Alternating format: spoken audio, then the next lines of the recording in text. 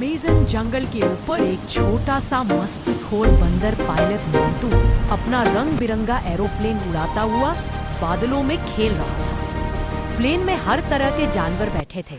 शेर seat belt लगाए, हाथी खिड़की से नीचे झांकता हुआ, तोता अनाउंसमेंट करता हुआ और खरगोश पॉपकॉर्न खाता हुआ। अचानक एक बड़ा काला बादल सामने आ गया। प्लेन जोर से हिलने लगा। अरे बाप रे! सारे जानवर घबरा गए। मोंटू ने जल्दी से कंट्रोल पकड़ा, एक तेज मोड़ लिया और प्लेन पहाड़ से टकराते टकराते बाल बाल बच गया। सब जानवर चिल्लाए, शाबाश मोंटू पायलट। मोंटू ने मुस्कुराकर कहा, फ्लाइट खत्म पर मस्ती अभी बाकी है। ए पो